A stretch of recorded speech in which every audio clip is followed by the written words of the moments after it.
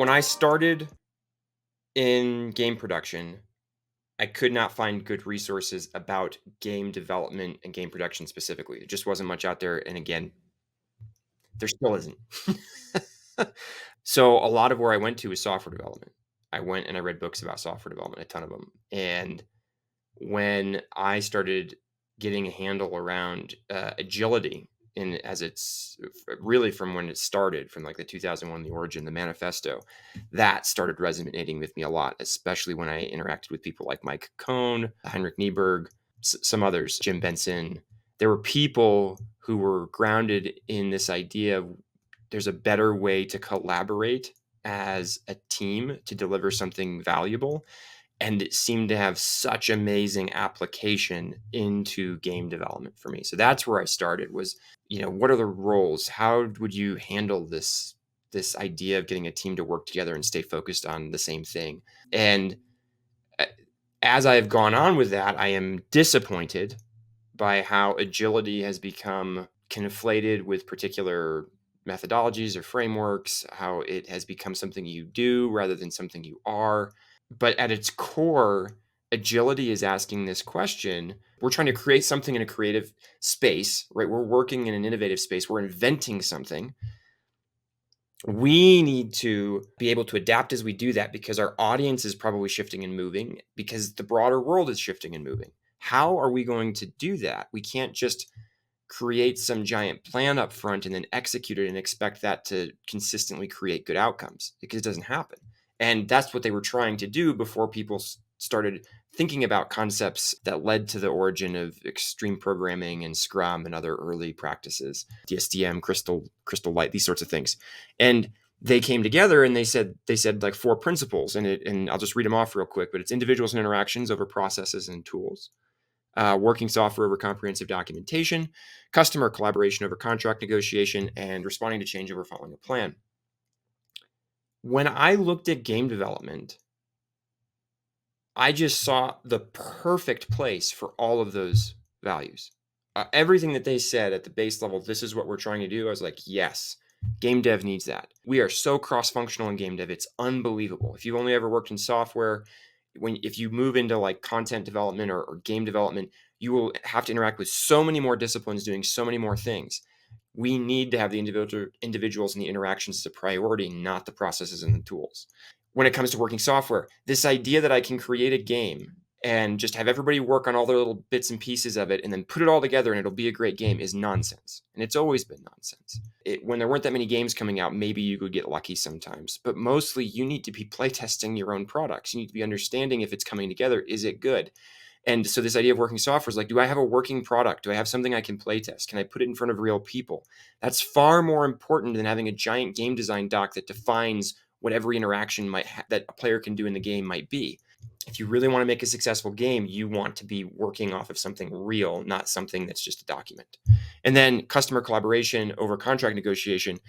This one looks a little bit different, but this idea of like, we are interacting with the player. We are bringing them in as much as we can. We are trying to understand them and know them. When it makes sense, we want them playtesting the game. But even before that, we want to be understanding what they like, why they like it, playing the games that they're playing, understanding what they say about it, watching what they do, so that when we make something, we have a higher probability of making something they're likely to engage with. This isn't about, in the contract negotiation here doesn't directly apply as much to game dev, but it's this idea of like, my job isn't to make you the game that you would have said you wanted. It's to make you the game you'd actually love.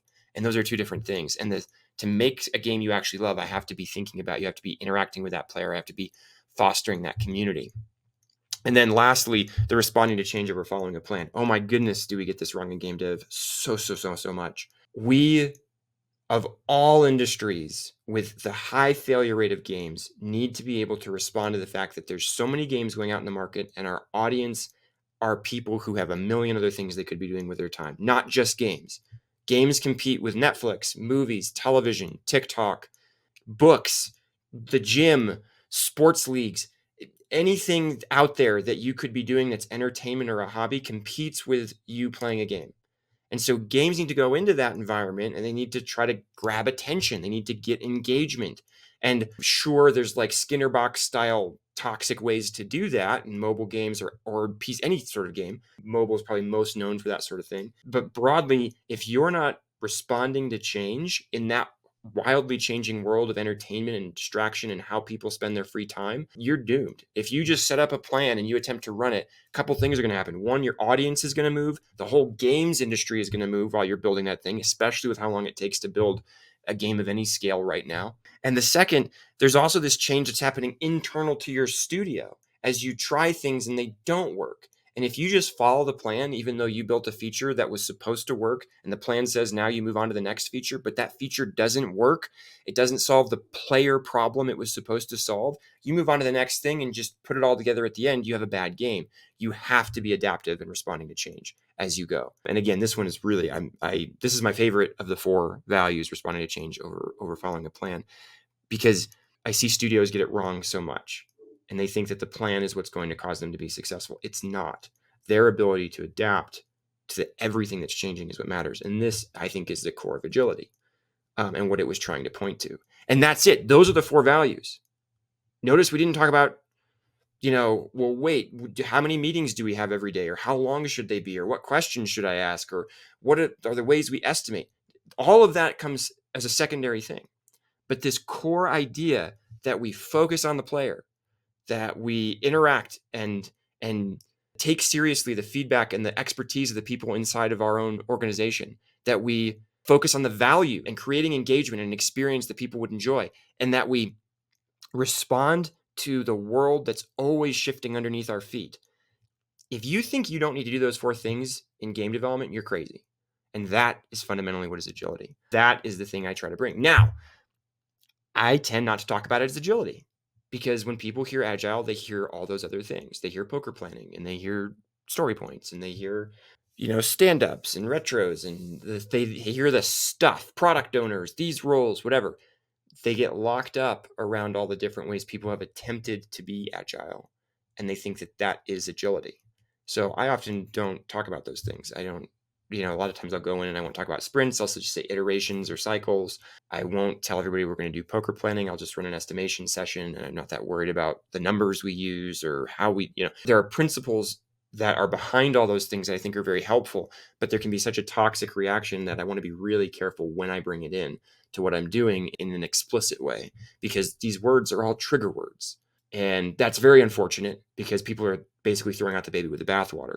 And it's something that I think, again, should be incredibly helpful, because a lot of times people will be like, well, agility is fine when you're doing R&D, but later on you really need waterfall to get the game out the door. And it's like, dude, you just compared 2 things that aren't even like items. Agility is an approach to work. Some people call it a mindset, but I call it just an approach to work. It's a way to be, a way to frame the world. Waterfall is a particular methodology for software development, and it's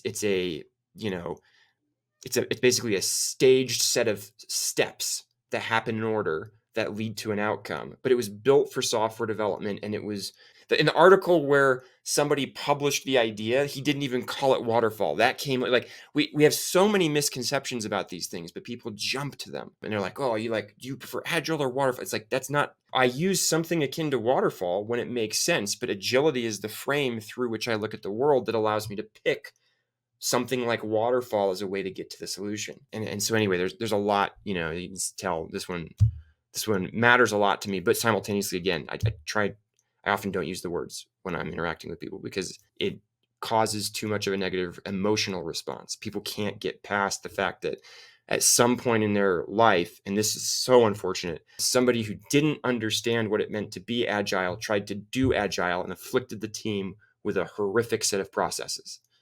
And as they did that, it was a mess. And everybody just tried to go back to the way they used to work, because this was just a bunch of meetings and a lot of random questions, and it didn't seem to be helping anything.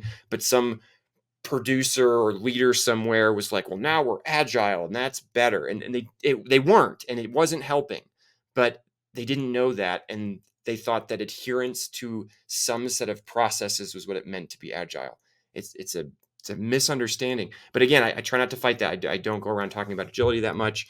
I don't go around trying to explain to people like, well, you're not talking about agile right, even though I think that that's true, because it's not a fight worth fighting. It doesn't actually help people.